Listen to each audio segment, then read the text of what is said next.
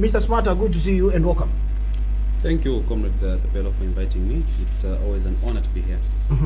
Let's begin with something that I call, should I say thorny, but it's a situation where the whole of Kamwala yesterday didn't have water.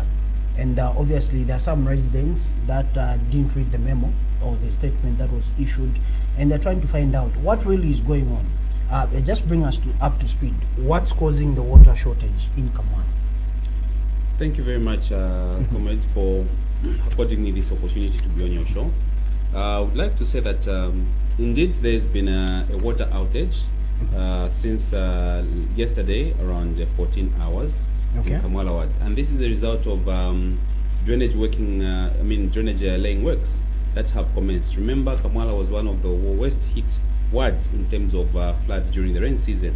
And because of that, a number of excavations were done to make drainages to allow water to flow from houses into the main drainages like the Bombay drainage. So in the process, a lot of crossing points within the ward were cut open, and that has resulted into inconvenience in terms of motorists, not just motorists but also pedestrians. So yesterday, or starting this week, Monday, we procured some culverts to be able to cover up some of these road openings. Number one is the one on Estalung Road. It's a very critical crossing point because it links Kamwala South Chawama, and it's used a lot for a lot of delivery trucks that are traveling, crisscrossing between Chawama and Kawata, doing deliveries, as well as pedestrians and people like yourselves who are commuting for work. So we are working on that one, as well as the crossing at the clinic. Remember, Kamwala South Health Post has been shut down for the past 3 months. So for it to be accessible, we need to lay those culverts. So it was in the process of laying the culverts at Kamwala South Health Post that one of the excavators punctured a 9-inch water supply pipe. It's an asbestos pipe, and it's a main pipe. So yesterday, engineers from Lusaka City Council were alerted, and they had to isolate the pipe to avoid massive loss of water. But I would like to reassure the residents of Kamwala that they will have water today. As I'm speaking, I think one of the suppliers for the equipment that was procured by the engineering department of Lusaka City Council yesterday should be delivered this morning. I think by 9 or so, the repair pieces of equipment will be delivered, and the repairs should commence as soon as possible. So they can be reassured to say that they're going to have water by the end of the day. And these are some of the things that by the end of the day today? Yes, by the end of the day today, they should have water. I liaised with the engineer from Lusaka Water Storage Company. They said as long as the equipment is there, they're going to do the excavation works and they're going to do the repair. It shouldn't be too much trouble. Okay. Now, let me get this from you. Apart from the water challenge, I'm sure the residents of Kamwala have been assured on that. But there's also the issue of, we have some residents talking about the issue of garbage. How is it being addressed? Well, the issue of garbage is, I would say it's a complex issue because there are so many factors at play in the issue of garbage or waste disposal. And I would like to agree and admit here that as Area Council for Kamwala, indeed the issue of indiscriminate waste disposal has been an ongoing thing, and really we have struggled to get on top of things. And the major reason is that, you see, when you talk about garbage collection, you're not just talking about the council collecting or you, the producer of waste, subscribing. There are a lot of interlinking institutions involved. Number one, it starts with you yourself as a producer, me and you who are producers of waste. We have to subscribe to a waste management company for them to be able to provide us with that service. That's just how it is, because the council itself does not provide that service. So what they do is they contract contractors. The bigger ones are known as franchise contractors. Those are the people that are given the CBD and these other high density, these other what I would call middle class areas. And we have what you call CBEs. These are the smaller contractors. They use canters, they use medium vehicles. The other bigger guys use those compactor trucks. So there are these two people that are in the garbage industry. These are the ones that are responsible for coming to your residences to collect. But the challenge is that as subscribers, number one, we are not compliant. I'll tell you that in Kamwala ward as a whole, the subscriber base or the compliance level is only about 25%. Only 25% of people are subscribed to waste management. So that means 75% are not subscribed, which means these are the people that are culprits of illegal dumping, because where do they dump their waste? On top of that, we also have a problem with the same so-called franchise contractors, the big companies. Okay. They are not consistent in providing that service. I can tell you that as I sit here, in some of the areas in Kamwala, these so-called franchise contractors have never collected garbage for the past 2 weeks. Now, if you don't collect garbage for the past 2 weeks, where do you expect people to be keeping their trash? Some of them will say these things are smelling, we can't hold on to them any longer. They'll give them to these guys who push wheelbarrows. And these guys who push wheelbarrows, you can't push a wheelbarrow from here to the designated dumping site in Chunga. They will dump on the railway, they will dump in drainages, they will dump anywhere, the nearest place where they can find idle space, they will dump. Sometimes they'll even dump in front of people's gates. So that's the second problem, the franchise contractors' inconsistency. The third has to do with us, the local authority. You know, Lusaka has grown by population. We have a population of almost 4 million people. Okay, but the dump site, we only have one, the Chunga landfill. And the Chunga landfill right now, if you go there, I think you should send some of your reporters to just go and see what's happening there. No, we have done, in the last 2 weeks, we did some stories from Chunga. So the Chunga dump site right now, it's full to capacity. It's full to capacity. The initial plan of the Chunga land site was that there should be equipment there which are able to properly collect the waste and compact it so that it does not take too much space. But the compactor truck has been dead from the time I became a councillor. It has never been worked on. So they're just heaps and heaps being loaded. Now they've even started blocking a road. And that's why some 3 weeks ago, if you heard, residents around that area in Chunga almost protested because they couldn't pass. The rubbish, the road now had been covered by rubbish. What we have now is a situation of firefighting, where now you have to hire bulldozers to move the rubbish, push it one side, create a little bit of space. So basically, there's been no space at the landfill. So where do you expect now? And that's been the cry of these franchise contractors, say, well, we can collect, but where are we going to dump? So the alternative is that as soon as possible, and when I say the council is very big. It's a big institution. It's a big institution, and that's what makes it very difficult to run. The alternative is to ensure to say that we either find another dump site as soon as possible, or we rearrange the Chunga landfill. There was a Japanese company that came, I think, last year. They did an assessment of the Chunga landfill, and according to them, they say, no, this landfill can still work so long as we put equipment there which is able to compact this rubbish and also package it properly within that area. And they also recommended that it's not all waste that is supposed to be dumped. There's a very buoyant recycling industry now, where your bottles, your glasses, your paper, your steel, and all these other types of waste can be recycled. Even the food waste can also be recycled to even produce gas. So we are yet to tap into these alternatives of waste management, so that out of the 100% of the waste that you produce, maybe only 40% should end at the landfill. Your bio waste or your food waste can be recycled to produce electricity or fertilizer. Your glasses, your paper, your cardboards can be recycled to make other packaging material. So that's the complex situation that has to do with waste management. It's at 3 points. It's at the household levels, where we, the producers of waste, should be compliant in terms of paying those subscription fees, and also learning to separate waste so that it's not everything that we discard. Number two, it's with the franchise contractors and the CBEs, who should be consistent in collecting waste from these households. And three, it is with the local authority, which would ensure to say that the final dumping place, the Chunga landfill or an alternative landfill, is found, so that there are no bottlenecks in the process of waste management. Okay.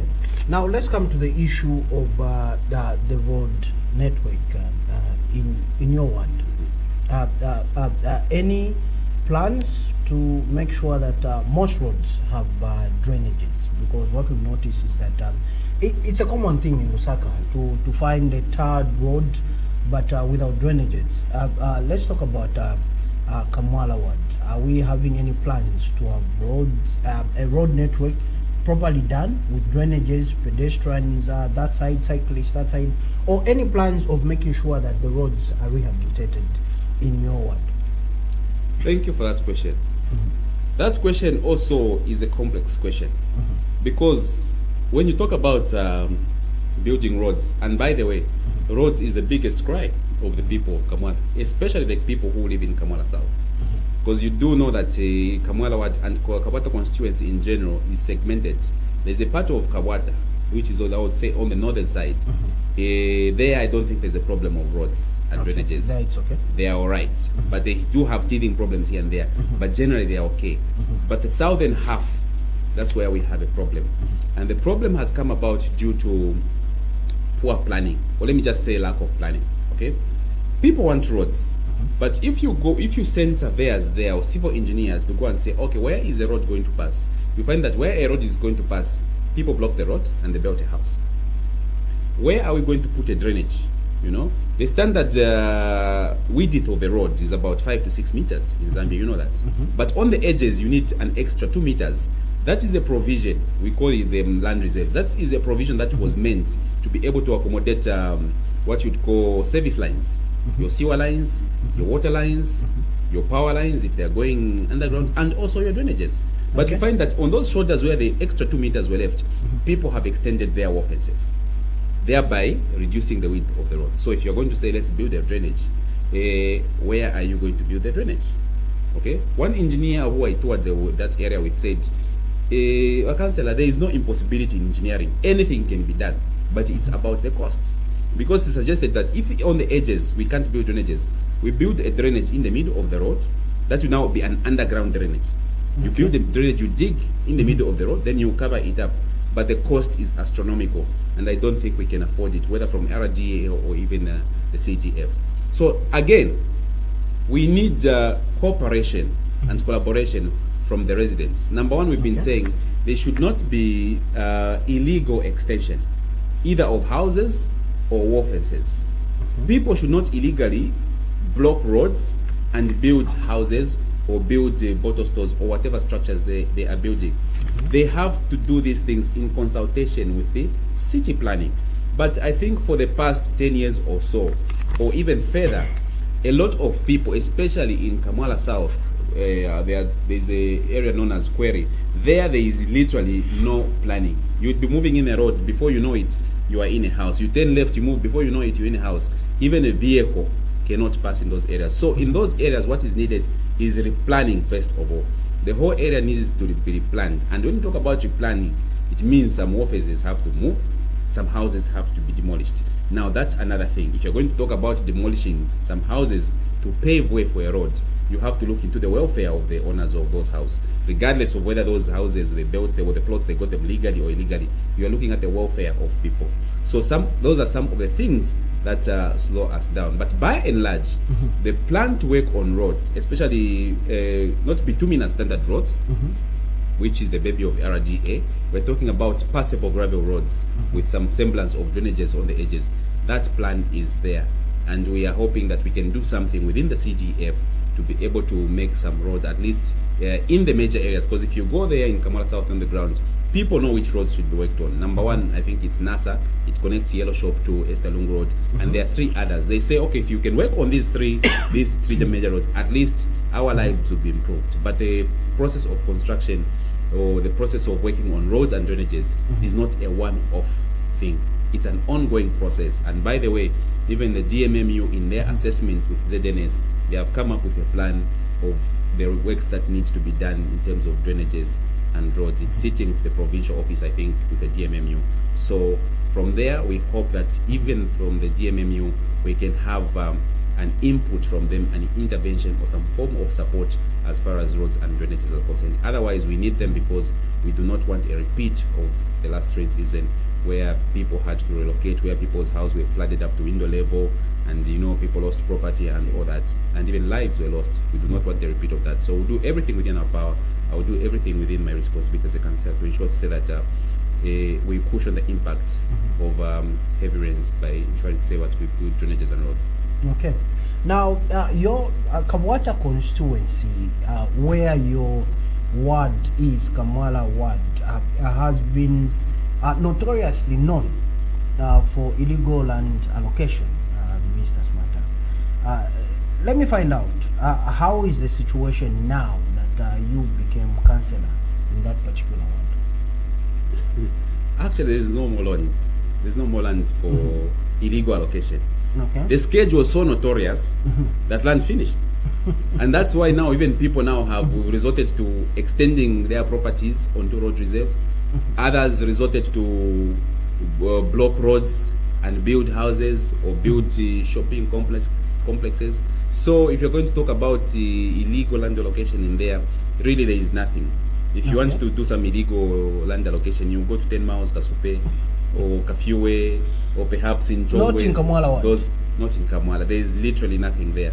There's just nothing, and that's and I think that goes for the majority of all the wards in Lusaka. Lusaka itself, as a city, really, it's so compact.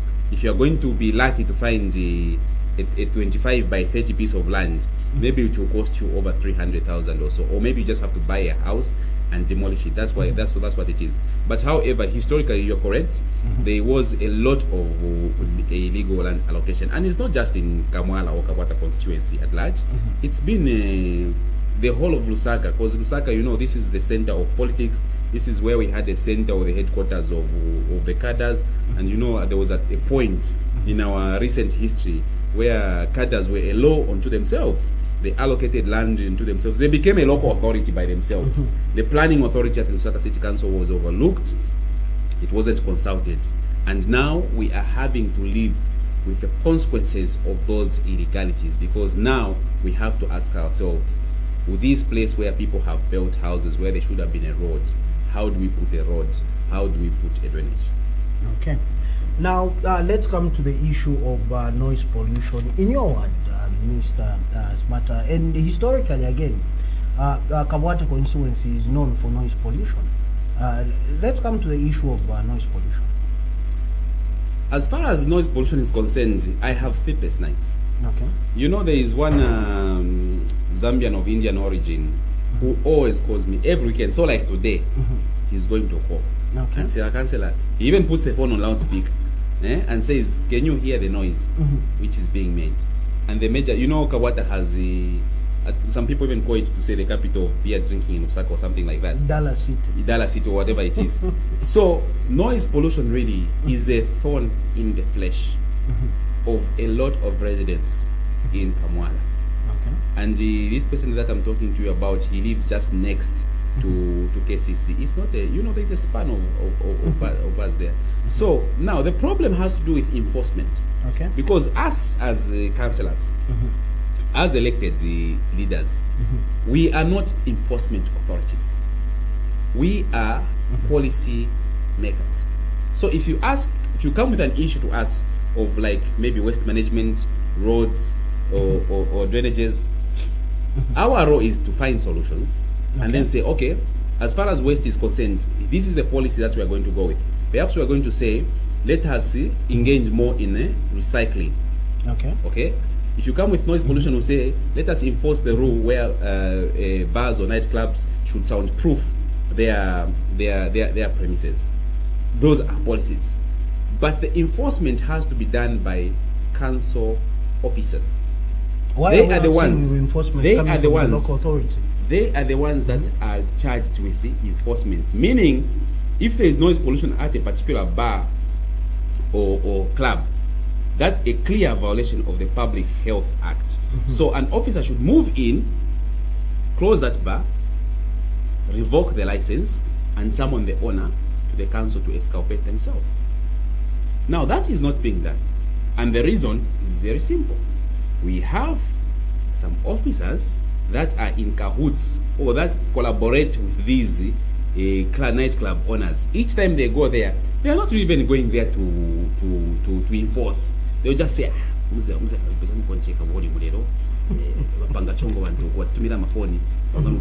from there they leave with a brown envelope. You understand what I'm saying? These are realities. I'm talking about corruption.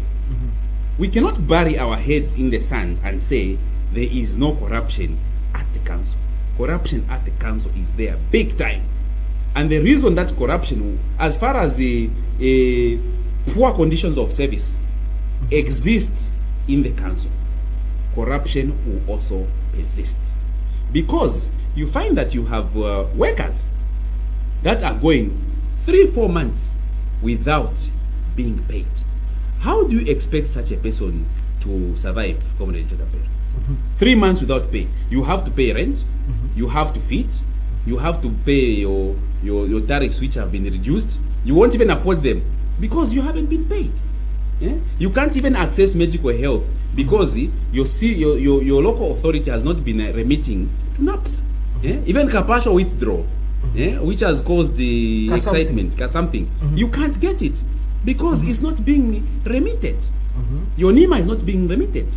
So when you subject workers, the majority of workers, to such poor conditions of service, literally you subject them to poverty, it becomes difficult for such people to enforce the law without fear or favor and to enforce it on principle. So it means if you are an officer who's responsible for meat inspection, you know to say that this carcass is not fit for human consumption. But because you are hungry, you have not been paid, your landlord is on you, that person who's got that carcass will just say, officer, in business tenga mkonichapika something muhibaleko, you will get. You go to a bar owner who's busy making noise for people that want to sleep. You go there, instead of you telling him to close down or to comply with the law, you just say, tenga mchapika something yaka. You take that something and that person will remain making noise. So these kind of syndicates, they are everywhere in the council. They are rampant. And they are rampant because the conditions of service are not so good for the majority. They might be good in some cases, but if you are delaying to pay people, and that has been, Lusaka City Council is the biggest culprit. You know, sometimes I look at Chipata where my colleague is, Mayor George Mwanza. And he balances the council budget. There are no issues of Chipata City Council workers getting paid late. But what's the problem here? Where we have the biggest potential or the biggest base for revenue in terms of getting rates, in terms of getting your business levies, in terms of getting rentals from billboards. Name it, we have it here. This is the richest piece of real estate for the council. And we really shouldn't have problem with paying salaries. So all in all, to come back to your question, why don't these officers make sure to say that this issue of noise pollution is taken care of by them enforcing the law? It is because most of them, they are in cahoots with some of these bar owners, and they are literally on an allowance from these people. The other issue I can talk about is perhaps a shortage of manpower. Okay? How many bars and nightclubs do you have in Lusaka? Then you have a small department of inspectors. Maybe there are only 8. And I've been on these trips sometimes because there's a committee of legal which deals with licensing. Sometimes we do tours in the night just to find out which clubs are compliant. You can't even finish all the bars in Kamwala. Just that team in a night, you can't finish. But then you've got the whole of Lusaka to deal with. 4.5 million people or so with thousands of bars. What you call the workforce cannot really cope with the demand for enforcement. So that's another thing. So it's a complex issue. We must ask ourselves, do we expand the workforce to be able to carry out these enforcements? Again, if we expand the workforce, are we able to pay these people salaries? Because we are already with a staff establishment of about 3,000 workers in Lusaka City Council, we are struggling to pay salaries.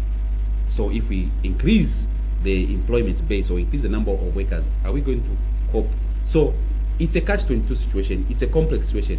But in brief, there is issues of corruption, and that's why enforcement in terms of noise pollution will be very difficult to manage. That's why sometimes I even intervene myself beyond my call of duty. I intervene and just go to a bar and say, can you shut down your music system? People want to sleep. Okay. But I can't manage doing that every time. Let me take this opportunity to ask you this question, Mr.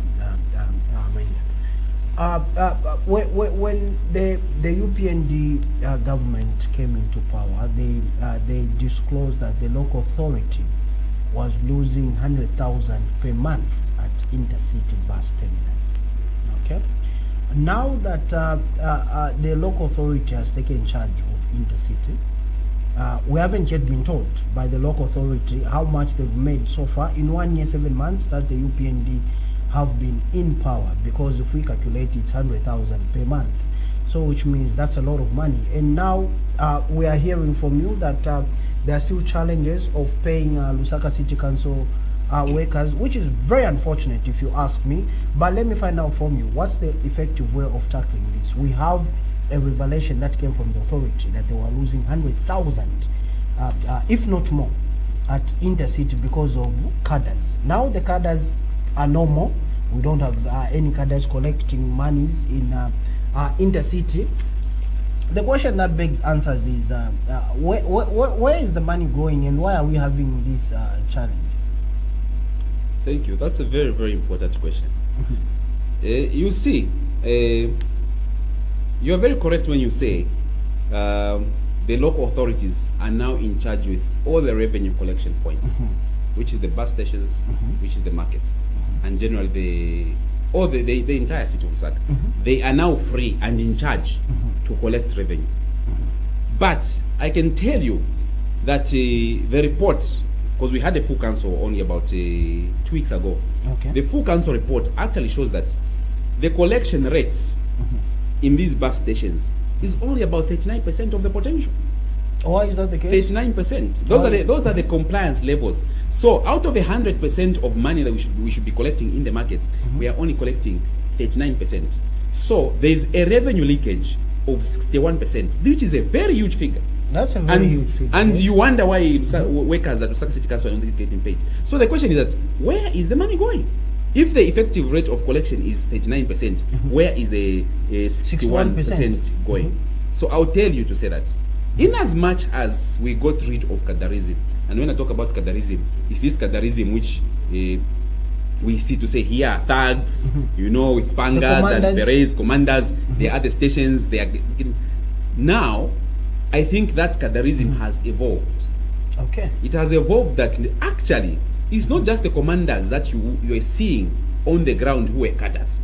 Even in offices, you have smart cadres. White collar. Okay, white collar cadres. That is what you have now. Sounds okay? like a mafia state. You see, it's mafia. You have cadres that are disguised as officers. They wear suits and they wear ties. Okay.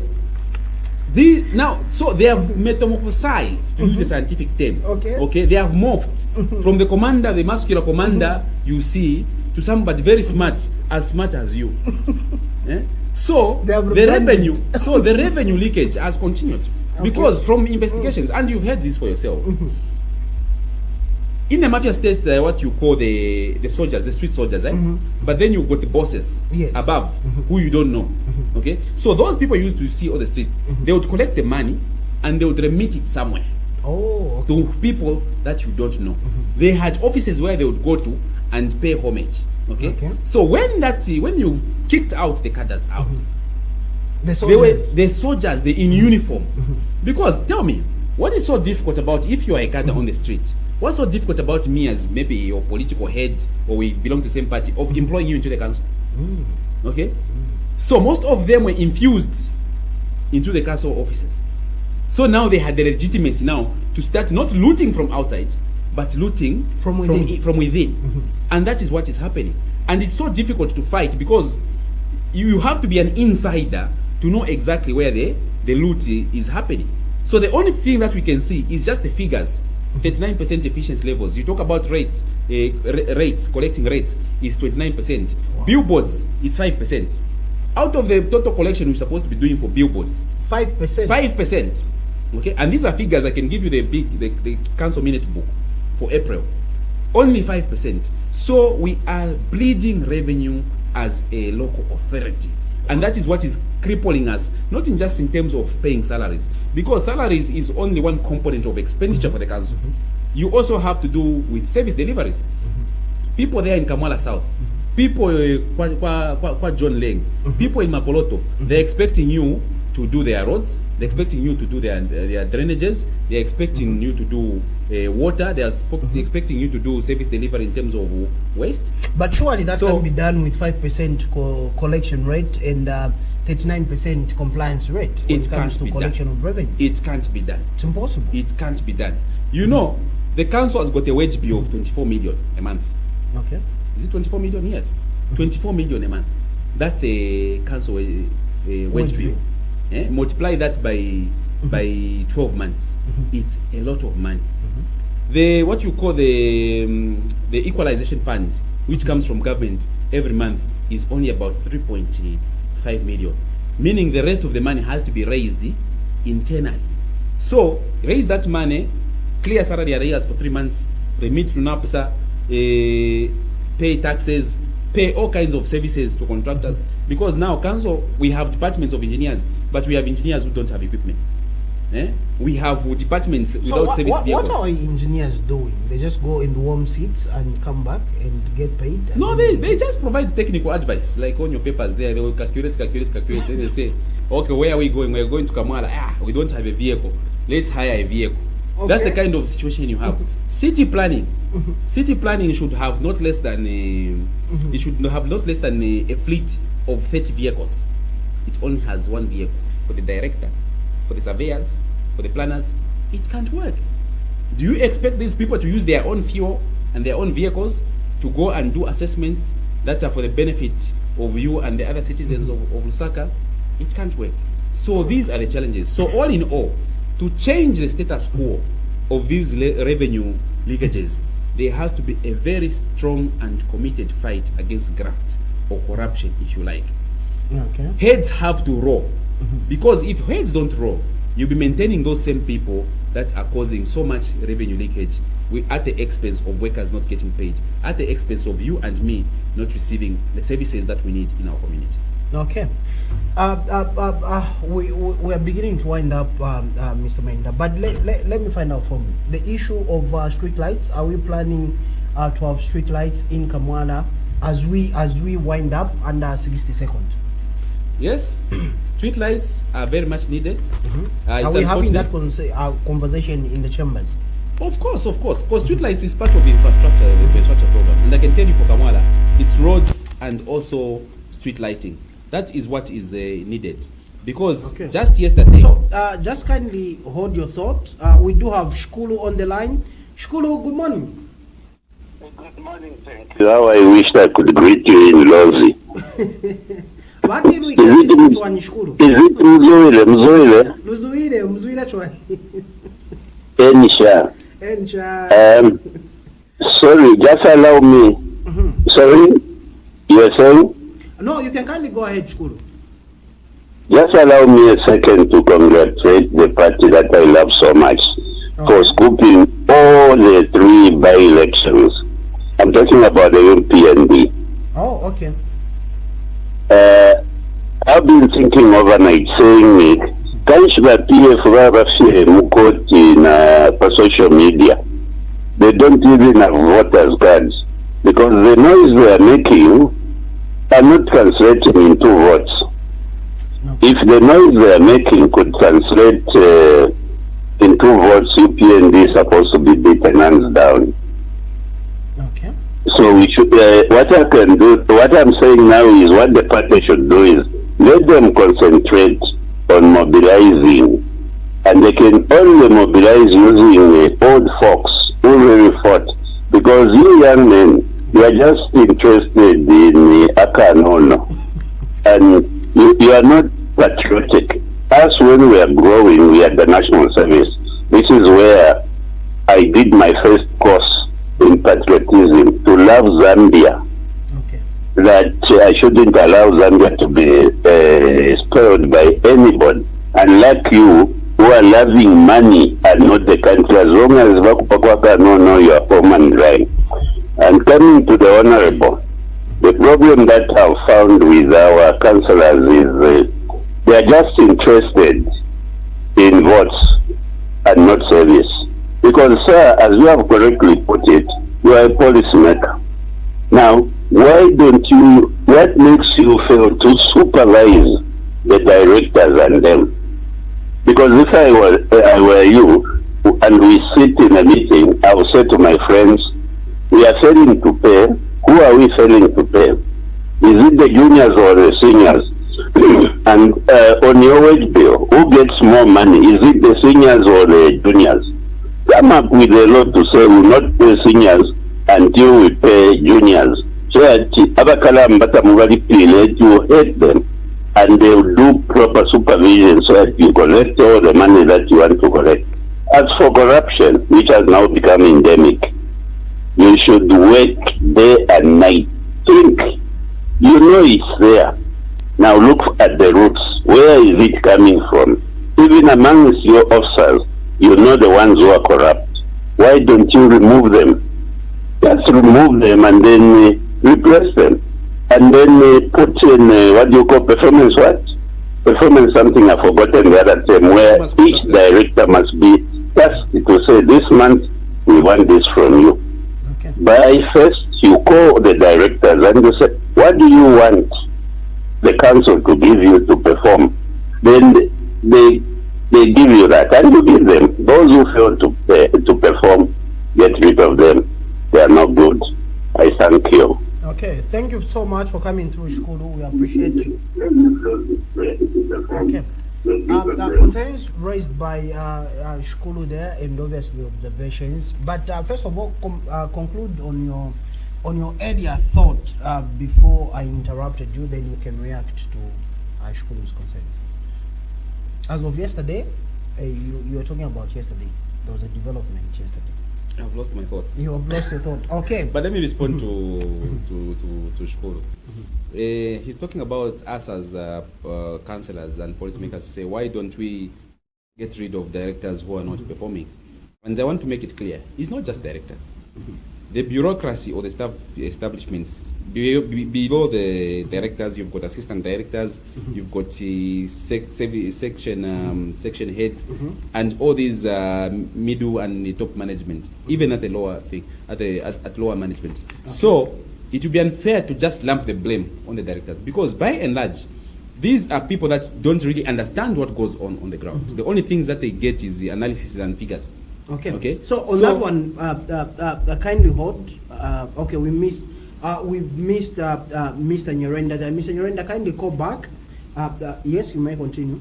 So if we have to fight corruption, it has to be from bottom to top and top to bottom. Okay. The whole file, the whole rank and file, has to be inspected. Do we need a total overhaul? Anyway, you answer that question after Mr. Nyerenda makes his submission. Mr. Nyerenda, good morning. Good morning, Honorable. Good morning to you, Mr. Nyerenda.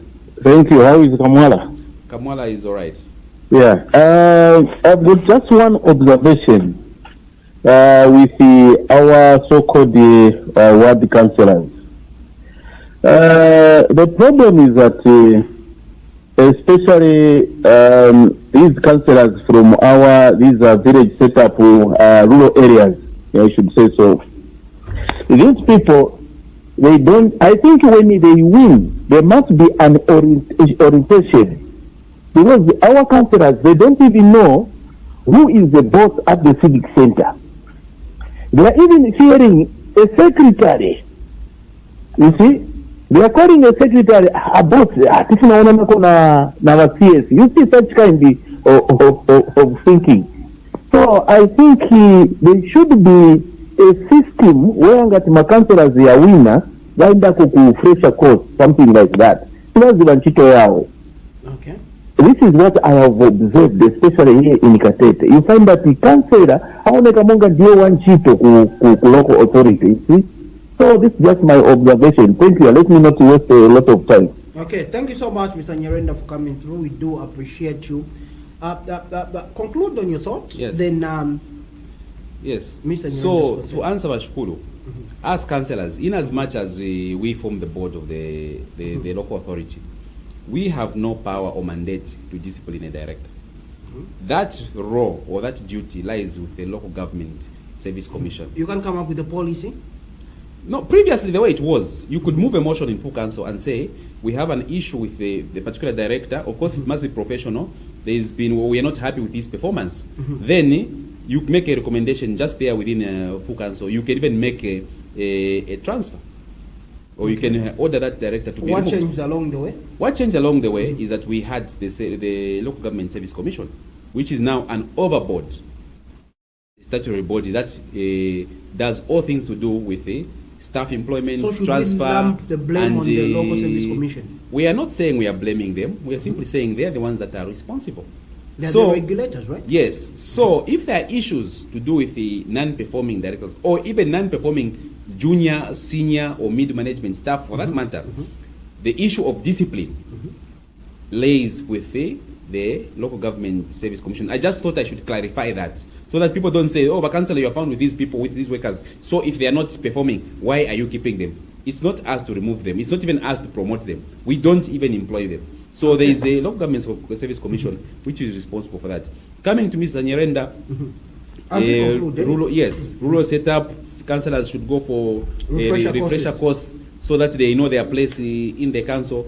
That happens before you even take oath as a councillor. But why you go to Charimbana. I don't know where those that are in the rural areas go, but there is a mandatory training for all the councillors before you even take oath to tell you what your place and what your duty is in the local authority. But I'll tell you one thing. Those councillors might as well feel as if they are junior to the directors or the secretaries, which he said, I don't know how true that is, but they might feel intimidated and at a lower position than them. Why? Because a councillor earns an allowance of 3,000. A director is in the ranges of 27,000. An officer, a security officer, gets 5,000. So all in all, a councillor is the lowest paid or the lowest remunerated worker in the council. Intimidation so you know, yes, you don't even have a bicycle. A director has a Ford Ranger, a Toyota Hilux, junior transport in officers the council. In the council. Junior staff have got fleet vehicles which they use. You as a councillor, you don't even have a fleet vehicle. You know a fleet, yes, transport money. yes. You don't even withdraw transport. Your transport is 60 kwacha. If you are coming from, let's say, you know the rural areas, they are vast. You are coming from maybe the equivalent of one district to another. You are given a 60 kwacha. You won't make it even one way. So I understand that the councillors in the rural areas might feel sort of undermined and less important, such that they call a secretary boss or they call a director or a TC boss, because they are paid lower. You know, in a structure, the higher you go, the more you get. But you find that structure-wise, the councillor is even at the top of the town clerk. But the lowest at the bottom, who is perhaps a security officer or the lowest ranking clerk or secretary, earns the more than the councillor. What's the difference between you and members of parliament? Anyway, that would be another discussion for another day, because both of you, the mayor, in fact, the three of you, the mayor, the councillor, and members of parliament are elected, but the salary scale is very different. That's because according to the Local Government Act, a councillor is a volunteer position. Okay. It's a volunteer position. And the member you of are parliament? volunteering. A member of parliament is a member of parliament. The conditions are different. It's not a volunteer position. Okay. It's a full-time position. That's why they receive few allowances and all those kinds of allowance. But you as a councillor, you are a volunteer. I am a volunteer. The law says I volunteer to serve the people, meaning I should have some side income elsewhere. But that's not the reality on the ground. The reality is that this thing, councillorship right now, it's a full-time position. It's a full-time position. So From meaning here, that the act needs to be reviewed. yes, It needs to be looked yes, at. oh yes, oh Okay. yes, it needs to be looked. Okay. It needs to be looked. On that scope, Mr. Smarter, let me thank you more sincerely. I'm sure I will accord you more time to come and speak to these issues, because I feel like there are a lot of issues that need to be done in terms of the welfare of councillors and obviously how the local authority should begin to run moving forward. Yes, I will give me 5 seconds. Okay. The councillorship now is not like a councillorship of the past. There is increased CDF and all kinds of roles and duties we need to perform. So the act needs to be amended to suit changing times, because we are full-time workers now. Where I am here, my phone keeps vibrating. I have to be on the ground. So it's very involving. It can't even allow you to have a job anywhere else. So the act is archaic. The law must always be dynamic and change with modern times. Okay, good response.